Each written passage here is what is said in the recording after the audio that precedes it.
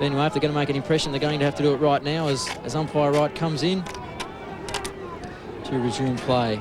It'll be Kingston against Murphy in the ruck. Murphy's rucked all day. There's the bounce.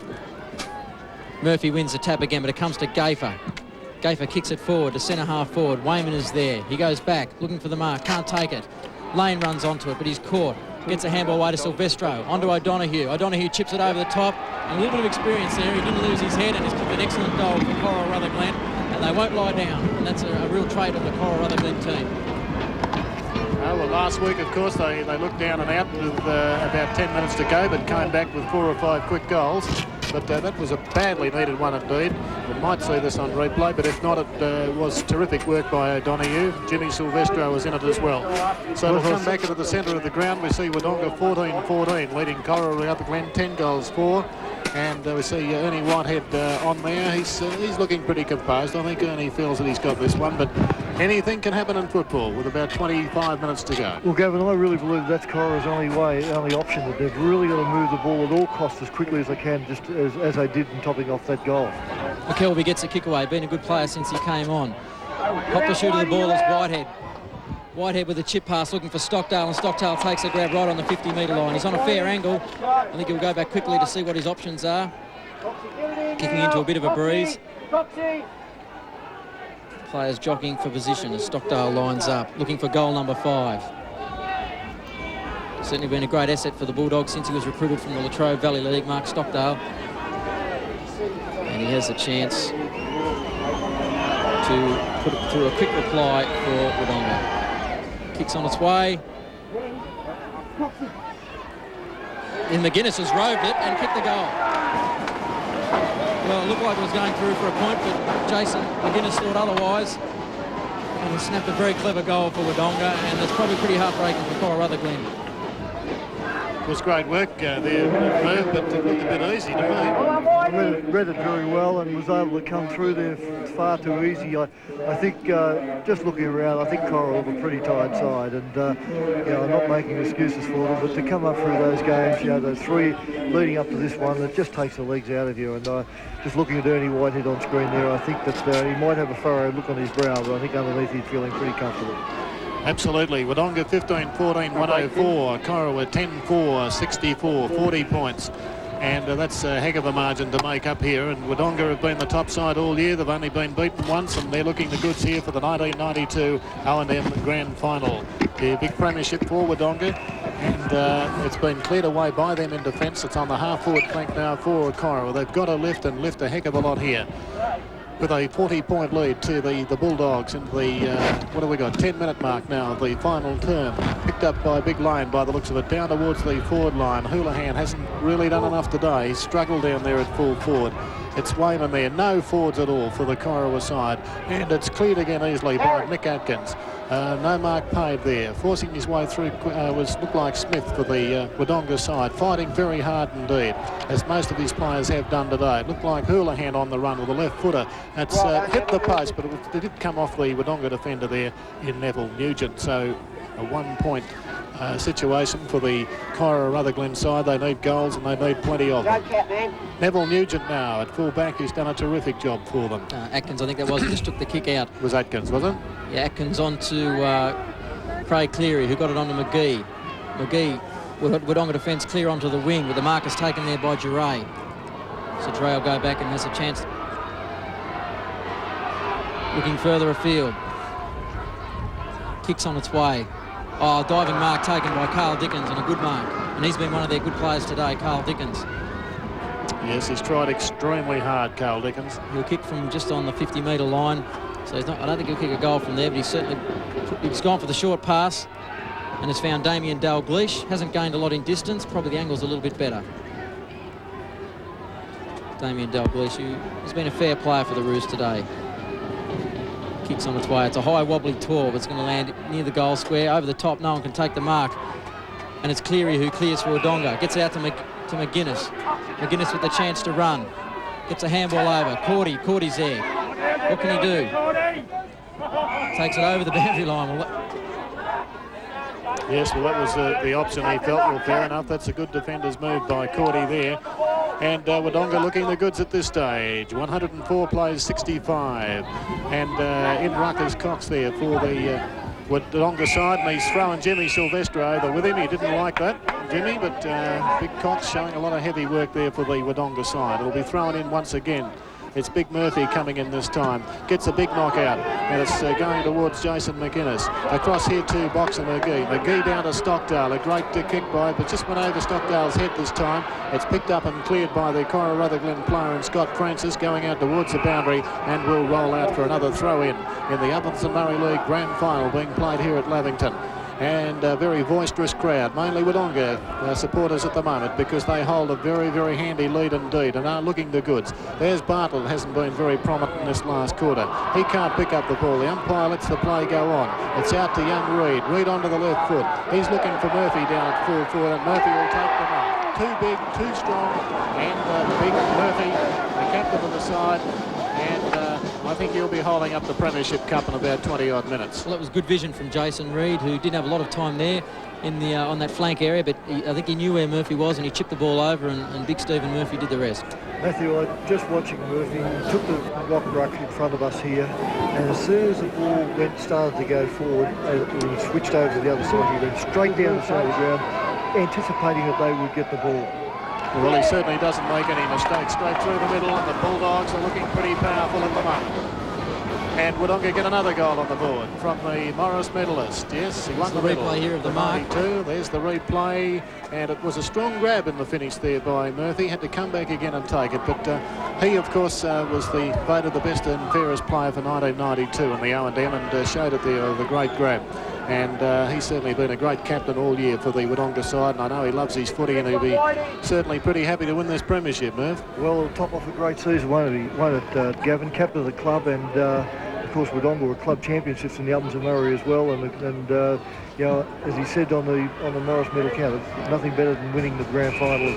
Beats individual honours by miles. Well, McGee got the kick forward there, but it was marked by Barkley, who's got the ball around to Palyabiski, who's kicked Corowa out of the danger zone, and Mick Atkins is marked. Definitely one of Wodonga's better players, this man. He's played a great game. Mick Atkins kicks to the flank where Reid is waiting again, almost takes a mark, and instead it's Coughlin who comes around, centering kick on his left foot, may go up.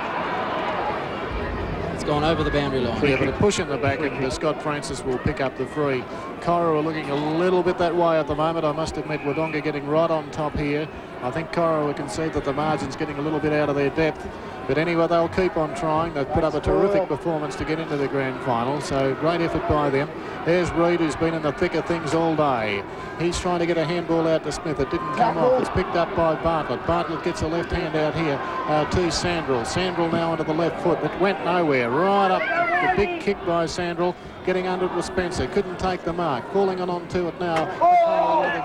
They're yelling at holding the ball, but the umpire says, no, thank you, I'll take it, and a bounce right in the centre of the ground. We see the 15-minute mark of the final term, and Wodonga lead 110-65, so a very big margin for Wodonga at this stage, and Corowa just don't seem to be able to get their run-on style going.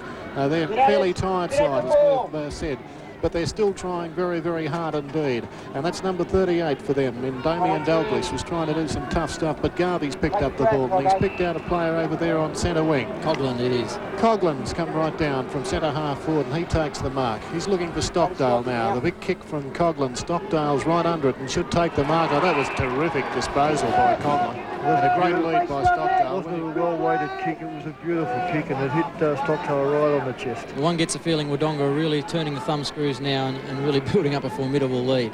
Okay, he's 50 metres out. I'll say he'll kick this. Let's see what he does. There's his kick. It's going very, very close. Just falling short and knocked through for a minor score. So one more point to the Wodonga combination. 16-15 to 10-5, and they are now showing why they've been the top side all year. They've really got on top of the Corowa combination, and certainly some of their players been superb.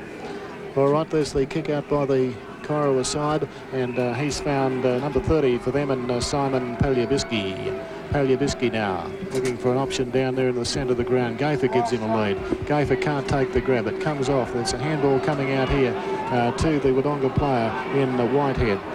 Whitehead, it goes to Coughlin. and Coghlan to Cox. Cox can't get the hand onto the ball. It's come back now to the Corowa Glen side as they go down towards centre half forward. But Garvey, the stumbling block again. He's been a terrific player. In my in opinion, defence. best man on the ground, Garvey. He's been a stumbling block every time Corowa's gone forward all afternoon. Yeah, right from the first quarter he's been there. And there's the kick coming across here now to Brendan Smith. Smith dives on the ball.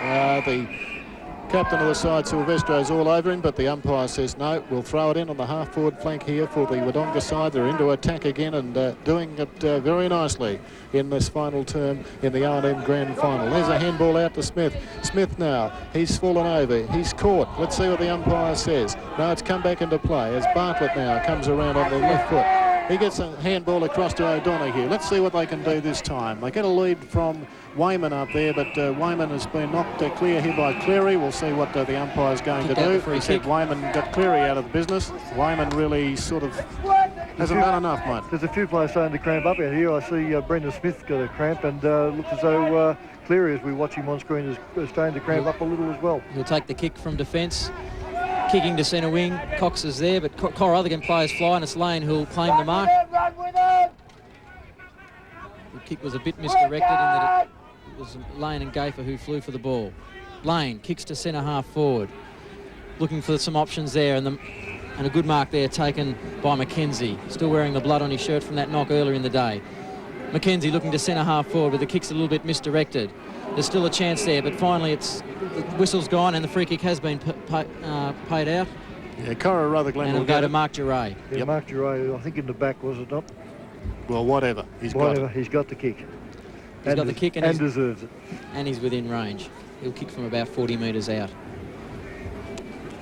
So Mark Duray, the chance to put the Roos a little bit closer, but one gets the feeling it's a little...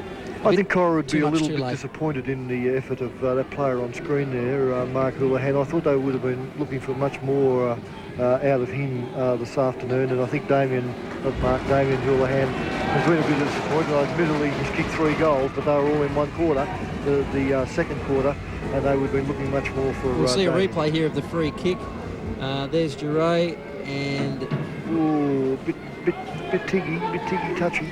Oh, you got to give those. I think it was across the back. The goal's on the board anyway. Anyway, Mark Duray been one of Corowa's better players, I feel, this afternoon. His individual performance in that third quarter, we kicked that magnificent goal, was something to see, to be believed. Back in the centre, it'll be Cox against Lane in the ruck. There's a bounce, favours Lane. Gets the ball out, but it'll be Whitehead who gets possession, but it's sharked well by Spencer. Spencer kicks to centre half forward for Corowa Glen. Oh, and almost a good mark taken by Cleary, not paid. Play on as a call. Garvey gets a handball out. Atkins is also there to lend support. He puts in a good shepherd, and the handball comes out to Cleary. Cleary with good hands, almost good hands, out to Glass. Glass gets it back out to Cox. Cox kicks along the wing looking for Smith, but he can't take the mark. O'Donoghue is there. O'Donoghue tries to keep it in play, but it's taken over the boundary line right on centre wing in front of the coach's boxes there, and Jeff Curtis will throw the ball in. Lane against Cox again. Lane over the top, grab it, he gets the possession out to Dickens, onto Silvestro. Silvestro out to Kingston. Kingston kicks the Roos into attack. Wayman's there, trying to get into position. Oh, Duray roves the ball and has put it through for another goal. So the Roos certainly aren't lying down. That's his second goal in about 2 minutes. And Corowa Glen Well, Matthew, do you think they can do a Wangaratta Rovers job here? Oh, I think the margin, here, if we have a look here, we'll see the goal, but I think the margin is a little bit big this time, but you just never know.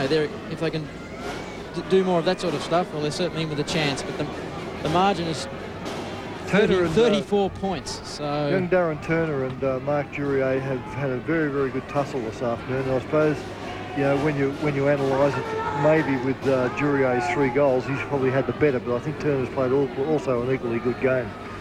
Yes, well, they're fighting it out well, Corowa Glen. Good young combination. And here's Kingston getting onto the ball with the left foot. He goes down towards centre half forward. Gaither's under it, but he's all over him. There's Cordy, but comes out here to Spencer. Spencer out to Wayman. He should finish this off with a goal, and he does not. Now, that's bad football, because Wyman really should have nailed that one home, Merv, and that would have given him some sort of a sniff. I couldn't agree. Not only does it give them a sniff, but if he kicks a goal, it lifts the team. They get a bit more confidence to start running a bit higher. But he's a natural left footer, Wyman, is he not?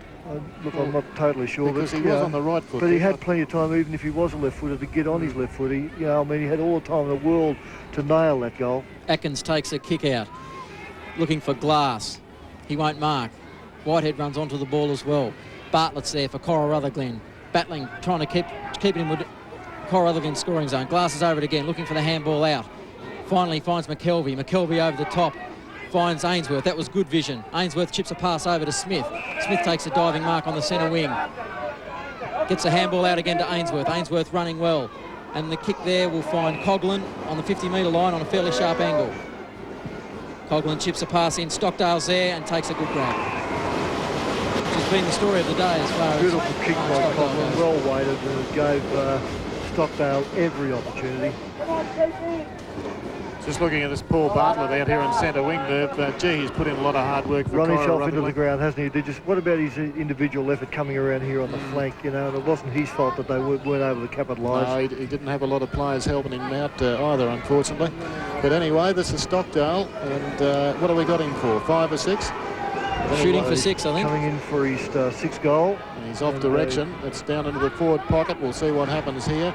Cora Rutherglen diving onto the ball and will be forced out right next to the point post for a throw in here, right into the Wodonga attacking zone once again. They lead 16-15, 111 to 12-6, 78. We've played about 22 and a half minutes, so it's looking very, very good for Wodonga here. And they have a very, very handy lead indeed. Should go on with it to win the premiership, but we'll see what happens as Cora is striving hard to get it out of the fence here. There's a handball coming out. Falling onto it was Jimmy Silvestro. Gets his boot to ball, but will probably roll out and be out of bounds again on the half-forward flank over the outer side here at the Lavington Oval in the 1992 O&M Grand Final. It's looking like a Bulldogs victory for 1992. There's the throw-in with Big Rod Lane, who's done a lot of heavy work today. It's picked up by Boxer McGee down towards the forward line. Getting under with Stockdale, couldn't take the ball. Forcing his way through with Scott Francis. We'll wait for the umpire's decision, he says. I'll throw it in, thank you very much. So it's in the Wodonga forward line once again. Looking strong with Big Murphy now in ruck up against Rod Lane. Both players that strive very hard for their respective clubs this afternoon. It's knocked out by the Corowa side. It's picked up here by Reid, but the whistle is blown and a free kick will go to the Corowa Rutherglen side. Dennis Sandra might have taken one a bit high there. Okay. Jason Reid dobbed that goal too, might I add. But unfortunately, the umpire's whistle had blown before it was registered. So Sandra with the chance to clear for Cora Rutherglen, kicking from the back pocket. Must get things moving quickly, but I think the Bulldogs are certainly home and hose. Kicks to centre half forward. No mark taken. The ball rolls on into the centre of the ground. Cox leads in the chase for the ball. Gets a handball away to Garvey. Garvey turns. Gets another handball out. And Spencer comes in. Desperate stuff here from both sides. That's Whitehead who got the ball out to Cordy. Cordy again gets it on to Coughlin. Coughlin's been a good player for the Bulldogs today. Chips a pass in and McKelvey will take the mark inside 50. We're just going into time on Matt, so I'd say that certainly at this stage Wodonga have got this game all parcelled up. Some of the crowd, the crowd is just starting to leave the ground, knowing that it's Wodonga's 1992 premiership. Well, the margin is 33 points, and McKelvey has a chance to make it 39 points. So certainly it would be a minor miracle if the Roos got back from here. It'd be a major miracle if they got back from here. Well, they've made another change. Not that it really matters at this stage, Matthew. Spencer off and Brett Ford just come back onto the ground. It's interesting to say that Nick, because he looked a very, very tired player, Daryl Spencer.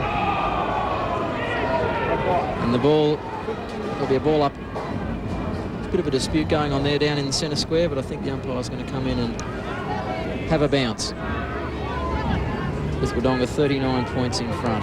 Well, I think with the fact that Wodonga are winning There's Murphy's got the kick away, but almost it's hit the point post and will be out of bounds. The throw-in will take place. I think the fact that you guys mentioned it a while ago, the fact that Wodonga will win this game is the fact that their half-back line has played magnificently. Garvey, Cordy and Cleary in my opinion, Cleary and Cordy, but with Garvey as being best man on the ground by far, I thought he's played a magnificent game. And every time they've gone forward, Garvey was a man that repulsed any of the attacks. There's a throw in on the forward flank area for Wodonga. Murphy against Lane. Murphy wins the tap. Comes to the ground. Who's got it? It's Bartlett. But McKelvey gets the handball out. On to Coughlin. Coughlin kicks into centre half forward. Whitehead is there. And it's very well rowed by Keith Ainsworth. And I think he's put it through for one behind. Ainsworth coming down from the back line. You've got to give credit to the Corowa side, haven't you? They've fought this game right out. They're still in there, you know, chasing and having a real dip, but they're just so tired. It's just taking too much out of them. Lavis takes the mark there. Well, it's certainly not within their nature to give in, and I'm sure they won't be giving in, as we see Lavis kick into the centre of the ground. Gafer is there, but the punch over the top from Cordy, who's played well today. Glass with the chance, runs onto the ball, gets a handball out to Smith. Smith gets a handball onto Darren Turner, that is. Turner with a centering kick. They fly, comes to ground. Murphy tries hard, but the ball will be cleared by Francis. Francis gets the handball away there to Sandrell. Sandrell to centre half forward. They fly, but it's clear. He almost takes a mark, but it's knocked away, and it's Gafer who comes away with the ball. Kicks to the true centre half forward position where McKenzie is waiting, and he'll take the mark. McKenzie goes back with Garvey on the mark. Looking for Wayman. Wayman breaks clear and takes a good mark. About 40 metres out from goal, directly in front. I think this is elementary, this kick, but in all due respects, you know, Wayman is another player that may have been able to give them a bit more up there. As he takes his shot for goal, he's kicked 3 goals already. You know, it's just not enough. They needed a 5 or 6 goal getter to give them a chance. The kick's on its way, and I don't think he's made any mistake there, and it's through. So Corowa can go to 13-6, 84. But they trail Wodonga 16-17, 112. We'll see the mark here from Wayman. A diving mark, well judged. Yes, well, Wayman putting that goal through for the Corowa side. But I think, Merv, if we talk about the Corowa forwards, as you said, the defenders have been the ones that have kept them in check. I think Nugent and perhaps also Atkins down there, when on Houlihan, have done the job superbly. And, of course, as you said, Garvey's been absolutely wonderful down there at centre half back. There's Girio getting the ball down towards the centre half forward, still trying very hard as Gafer can't get the ball away. Silvestro will come onto the ball, gets a handball across to nobody and picked up by Wodonga. Wodonga through Garvey, clears the ball again over towards Smith. Smith can't pick up the ball. Giray dives onto the ball and the umpire will come in. Now he's letting play go. And it's picked up again by the Wodonga combination. Smith gets a handball across to Reid. Reid slipping and sliding here. Back to Brendan Smith. There's been a very, very good hard try for the Wodonga side right throughout the afternoon. This is Giray picking up another kick for his side. Looking down there for the Corowa player in Damien Dalglish, but he can't do anything. It's cleared away again by Atkins. And there we go again by Glass down towards centre half forward for the Wodonga side. Reid gets a handball out. It's come out here to O'Donoghue for Corowa. To Silvestro. Gets a handball across to Gafer. There's Gafer's big kick down towards Wayman, who should mark this. No, he can't quite get under it. It will roll through and possibly out of bounds. Was it? Yeah, out of bounds. And the throw-in will take place. We've played about 29 minutes, so it's Wodonga's grand final for 1992, and Ernie Whitehood there with the other members of the Wodonga side, and they're looking extremely happy. Home and hose without any problems at all for the 1992 premiership, and a great effort by the Wodonga side, losing only 1 game during the year. And a push in the back to Bartley, should pick up a free. No, the umpire says not this time, and the boundary umpire will throw it in. 16-17 to 13-6, a big win here for the Bulldogs for 1992, and it's a pretty late finish here at Lavington too. There's the kick away by Wodonga, falls into the hands of the Corowa Rutherglen player in Paul Lavis. Paul Lavis going for the big bomb. It's a torpedo, straightening up, looking all right at this stage. It's a big goal, straight through for 6 points. He got onto that one, a good torpedo from Lavis, and a good finishing goal by the Corowa Rutherglen side, but all too late. Wodonga 16-17, Corowa 14-6. They needed a couple like those early in the game to. There's another shot. A magnificent bomb by young Paul Lavis, and he's been a good try for his side too. The difference back to 22 points, but it's a little bit too much too late. Siren to go now. There can't be much time left on the board. There's Ernie Whitehead anticipating the siren and a premiership victory. But back in the centre, there's still a little time left on the clock. Merv predicted 22 points, Matthew, and it's 22 points at the moment. Oh, well, let's hope there's another score then, otherwise it'll be skiting. So the ball's out on the centre wing. Palubisky's in there trying hard, but so too is Darren Turner. Turner comes around, dodges one player, comes around again. He's in a little bit of trouble there, but he's going to keep running. He's got a bit of pace, this boy. Kicks it into centre half forward. Punched over the top by Lane. Comes to ground. Dickens out to Kingston with the chance to clear. Kingston kicks forward, but Mick Atkins is there, and he's been a real solid contributor for the Bulldogs in defence today. Well, Merv reckons Garvey's been best player. I reckon. There's a siren. And Wodonga have won the 1992 grand final. They've defeated Great Corowa effort by Ernie Rutherglen. Whitehead in his first season. Fantastic effort, as we see Ernie on screen. And that man, Steve Murphy, also won the Morris Medal. A great effort by him as captain of the side in his first year as well. Well, the final score is 16-17, 112 to Corowa Rutherglen, 14-690, and we'll take a break here at the Lavington Sports Club Oval. Welcome back to the Lavington Sports Club Oval, where we've seen Wodonga 16-17, 113 defeat Corowa Rutherglen 14-690. Gentlemen, a pretty entertaining game. Well, I thought it was an excellent game of footy, especially for the first three quarters, Matt. You know, it was just the experience of the Wodonga side and probably the pressure games that Corowa had leading up to these games that really brought them undone. But congratulations to Wodonga. They deserve their win, as Gavin said during the call. They'd only lost one game during the year, and they thoroughly deserve to be Ovens and Murray champions for 1992. Well, from all of us here at Prime, it's goodbye from the Lavington Sports Club Oval.